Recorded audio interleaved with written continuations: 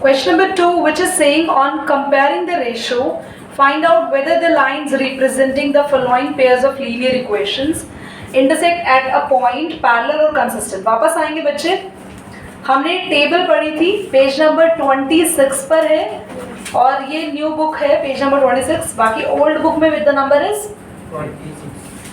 46. You can see the table. इस table के according हम बताएंगे कि लाइंस इंटरसेक्टिंग है, कोइंसिडेंट है या फिर पैरेलल है. बाकी मैं यहाँ पर एक बार लिख देती हूँ. अगर A1 upon A2 B1 upon B2 के क्या आता है फर्स्ट में इंटरसेक्टिंग नॉट इक्वल है, coincident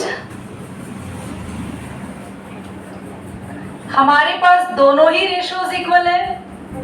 B1 upon B2 equal to C1 upon C2.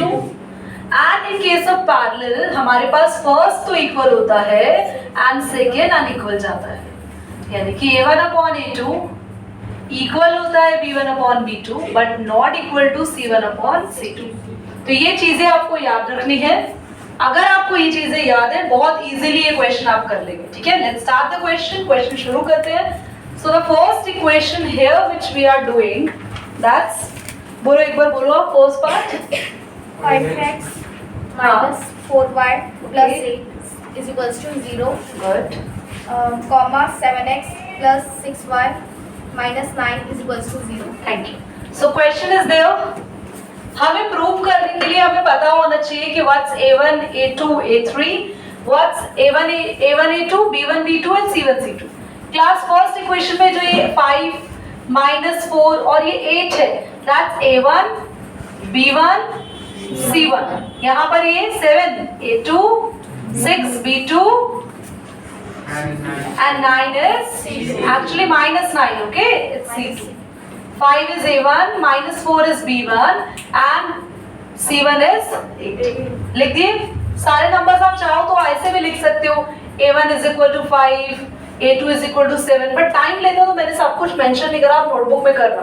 Okay, first question में कर देती हूँ. चलो मैं B2 6, C1 8 and C2 बोलो minus 9 mention the numbers and with the sign. Okay, अब आपको क्वेश्चन में क्या करना है, A1 अपॉन A2 निकालना है, 5 अपॉन 7, B1 अपॉन B2 बोलो माइनस 4 अपॉन 6 कैंसिल करेंगे तो बेटा 2/3 माइनस 2/3.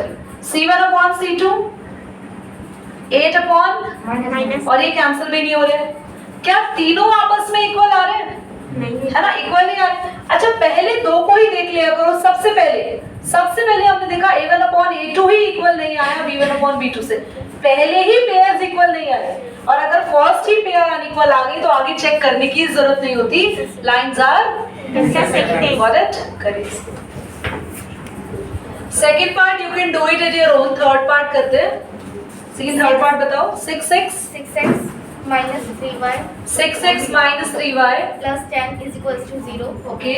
Next है 2x minus y plus 9 is equals to 0. Very simple बच्चे. A1 है हमारे पास 6 अपॉन A2 डायरेक्टली लिख रही हूँ. A2 is 2.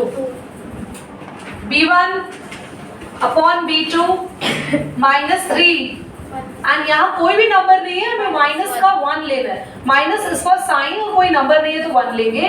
C1 upon C2 is 10 upon 9. Check करते हैं क्लास. ये 6 और 2 कैंसिल हुए 3/1.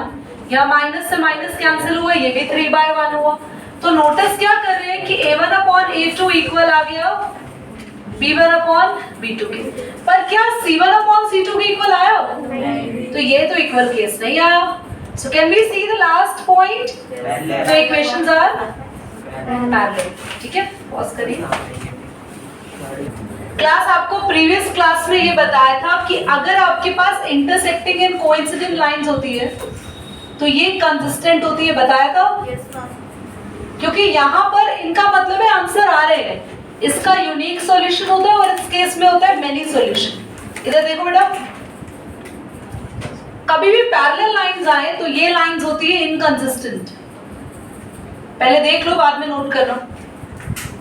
पैरेलल लाइन का मतलब होता है इनकंसिस्टेंट, और अगर इंटरसेक्टिंग और कोइंसिडेंट है इसका मतलब होता है कंसिस्टेंट। ठीक है, कंसिस्टेंट वर्ड का मीनिंग क्या होता है? द वर्ड एक्चुअली मीन्स कि हाँ ये इक्वेशन सॉल्व हो सकती है, इनके आंसर्स आएंगे। पैरेलल लाइंस कभी भी आती हैं और अगर कभी ये रिलेशन होती है तो बेटा ये इक्वेशंस कभी सॉल्व नहीं होगी, इनके कभी आंसर्स नहीं आएंगे, इसलिए यहाँ पे बोला है इनकंसिस्टेंट, जो कंसिस्ट नहीं करते, जो वैल्यू जिनकी कभी पॉसिबल नहीं आ सकती, जो इक्वेशंस कभी भी कंसिस्टेंट नहीं है। कंसिस्टेंट का मतलब है उन इक्वेशंस को हम कहते हैं कि ये एग्जिस्ट ही नहीं करेगी, ये इक्वेशंस रॉन्ग है। ऑलराइट, तो पैरेलल लाइंस की इक्वेशंस तो है पर उनके सॉल्यूशंस एग्जिस्ट नहीं करते। सो आते हैं क्वेश्चन नंबर 4 पे, 3 पे और first part. Question number 3 first part, pause करो बेटा। फर्स्ट कर रहे हैं, थर्ड पार्ट कर रहे हैं, रेस्ट ऑफ द पार्ट आपको अभी करके दिखाने हैं, मुझे जो प्रॉब्लम आएगी वो मैं करूँगी। क्लास a1/a2 की जगह 3/2, b1/b2 बोलो 2y-3, और c1/c2 की जगह क्या आ रहा है यहाँ पे 5/7। माइनस क्यों ले रहे हो? कुछ टीचर्स कहते हैं इसको इधर लेकर आओ तब लिखो, तो 5 को इधर लाके लिखोगे तो -5, 7 को इधर लाओगे तो माइनस से माइनस कट जाएगा तब भी 5/7 रहेगा। एक्चुअली होना क्या चाहिए, आपका जो कांस्टेंट होता है c वो इक्वल टू के इधर हो दोनों ही, या दोनों इक्वल टू के लेफ्ट साइड हो, मतलब पर एक ही तरफ होने चाहिए वो। ऐसा नहीं है आप 5 को इधर ले आए और 7 को यहीं से ले रहे हो, या तो कांस्टेंट दोनों, पॉज करना, तो या तो दोनों कांस्टेंट लेफ्ट साइड पर हो या दोनों ही कांस्टेंट एक ही जगह होने चाहिए, दैट मैटर्स। तो आपके पास 3/2 आया, तो भाई a1/a2 पहले ही चेक कर लो b1/b2 के इक्वल है क्या? नहीं है, बिल्कुल भी नहीं है। क्यों नहीं है इक्वल? बताओ बताओ। क्योंकि यहाँ पे है 3/2 और ये है -2/3, इक्वल नहीं है। और अगर पहला ही पेयर इक्वल नहीं है, सो लाइंस आर इंटरसेक्टिंग, और इंटरसेक्टिंग लाइंस कैसी होती है? They are consistent. पता चल गया बच्चों? अब जरा इधर आ जाते हैं जिसमें आपको डाउट लग रहा है कि ये पार्ट हम कर नहीं पाएंगे। सी a1/a2, a1 है 3/2/9। कभी भी फ्रैक्शन के अपॉन में डिनोमिनेटर है ना, ज्यादा कंफ्यूज नहीं होते। 3/2/9 है, या तो आप 9 के अपॉन में 1 लो और इस फ्रैक्शन को रिवर्स करोगे ना, बताओ करते हैं ना मल्टीप्लाई में लाने के लिए, है ना, या आसान तरीका बता रही हूँ, कभी भी फ्रैक्शन के अपॉन में कोई नंबर हो तो वो नंबर ऊपर वाले फ्रैक्शन के डिनोमिनेटर के साथ ही लिख दो। ऊपर वाला फ्रैक्शन ये रहा, बोलो डिनोमिनेटर क्या है इसका? 2। तो ये डिनोमिनेटर 2 और ये 9 एक साथ लिख दो, बस काम आसान हो गया। आसान बोलो, ठीक है। b1/b2 कितना आ रहा है? b1/b2 जल्दी बोलो। 5/3, और मैंने अभी बताया ऊपर वाला डिनोमिनेटर हमेशा नीचे वाले नंबर के साथ ही लिख दो, तो -10। कोई डाउट तो नहीं यहाँ पे? ठीक है। अब बच्चे ये कैंसिल कर दे, 3 6 18, 5 2 10, 1/-6 आया, देखो 3 2 6 पर माइनस का 6 आया। c1/c2 देखो कितना आ रहा है? 1/2। तो ये देखो तीनों ही अनइक्वल आ रहे हैं, a1/a2।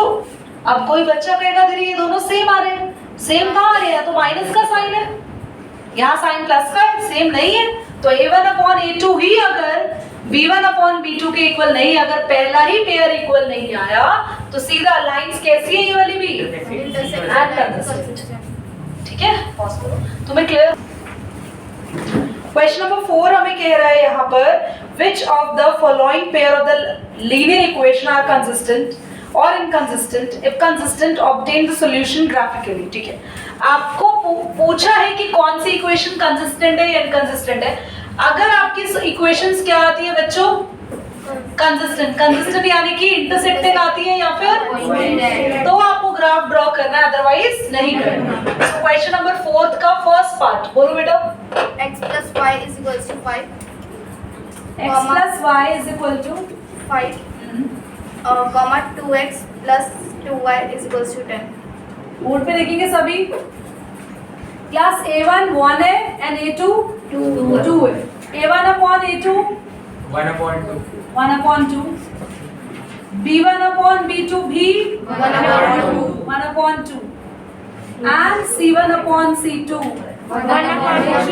5 upon 10 है तो कैंसिल करके Who is saying -5? 5 अच्छा खासा दिख रहा है यहाँ पे. -5 कहाँ से बोलो.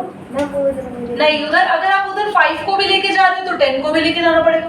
तो -5 upon -10 हो जाएगा. तो दोनों के माइनस वैसे भी कैंसिल हो जाएंगे. 1 upon 2 आएगा.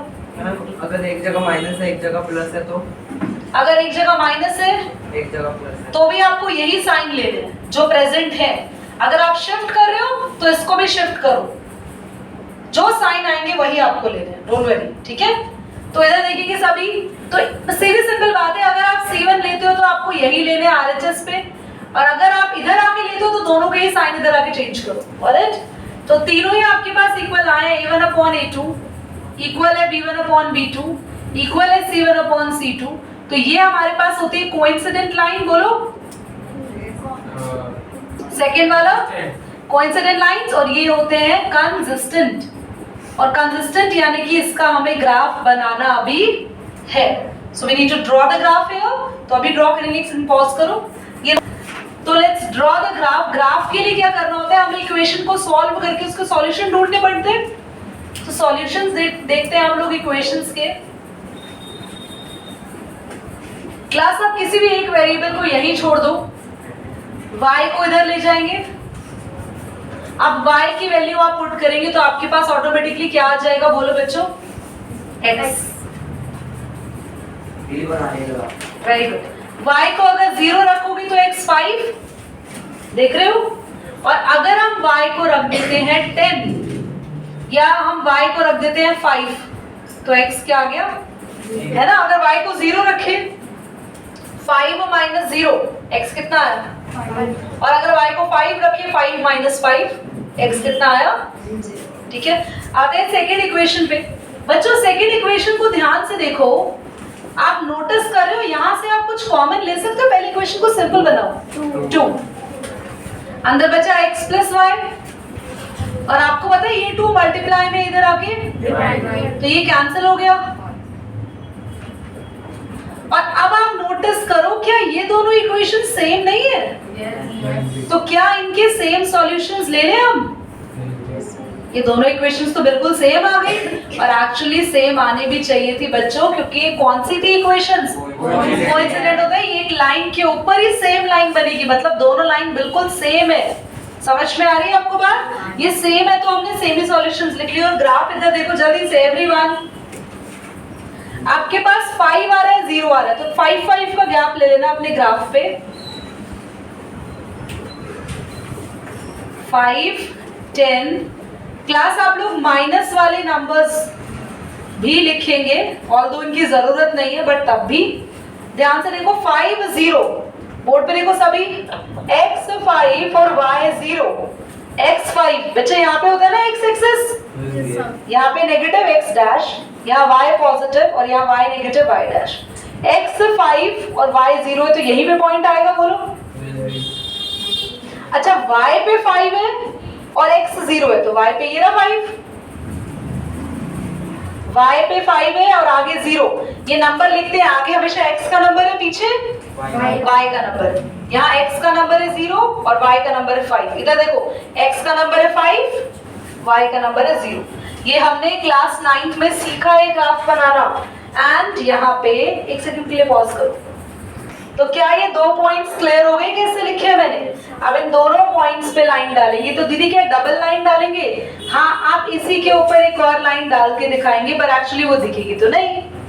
तो क्योंकि लाइन के ऊपर लाइन डाल दी है. आप क्या करेंगे आप इसी लाइन पर ऊपर इक्वेशन लिख देंगे ये वाली. और इसी लाइन के नीचे भी यहाँ पर इक्वेशन लिख देंगे. इसका मतलब है कि यहाँ पर कितनी लाइंस हैं. 2 लाइंस हैं. ऑलराइट. यहाँ पर ये इंडिकेट करता है कि there are actually 2 lines. Alright. कभी कभार ऐसा भी करते हैं कि बोल्ड लाइन बना दो पेन से उसके बाद डॉट्स बना दो उस पे किसी दूसरे कलर से. तब भी मतलब होता है कि यू हैव 2 लाइंस. कि एक लाइन हमने दिखाई बोल्ड और एक डॉटेड आ गई उसके ऊपर से, और आप यहाँ पे एरोज डिनोट करेंगे डबल। ऑलराइट, चलिए नोट करिए, आप पॉज कर दीजिए।